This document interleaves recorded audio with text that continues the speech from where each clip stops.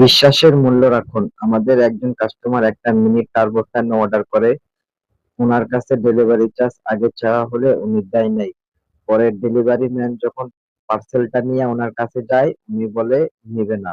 পরে বিষয়টা delivery man আমাকে জানালে আমি ওনাকে ফোন দিয়ে জিজ্ঞাসা করি, ভাই আপনি কেন পার্সেলটা নিবেন না? উনি বলে পার্সেল নাকি আসতে দেরি হয়েছে, তাই আমি টাকা হারাইয়া ফেলছি, এখন আমার কাছে টাকা নাই, আমি পার্সেলটা নিব না। পরে আমি ওনাকে অনেকভাবে বোঝানোর চেষ্টা করি, উনি কোনোভাবে বুঝতে চায় না। ঢাকা থেকে কক্সবাজার একটা পার্সেল যেতেও তো 2-3 দিন সময় লাগে। এই 2-3 দিন সময়ের ভিতরে উনি ওনার টাকাটা হারায়া ফেলছে, তাই উনি পার্সেলটা নিব না। পরে আমি বাধ্য হয়ে ওনারে বললাম, আচ্ছা ঠিক আছে, আপনি পার্সেল না নিলে শুধু ডেলিভারি চার্জটা দিয়ে দেন।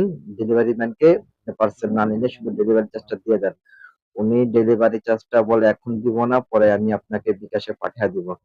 এখন পর্যন্ত উনি দেয় নাই। টাকাটা বড় বিষয় না, বড় বিষয়টা হলো বিশ্বাস। একটা জিনিস অর্ডার করার পরে আপনি ওই অর্ডার অনুযায়ী কথা কথা অনুযায়ী কাজ করবেন।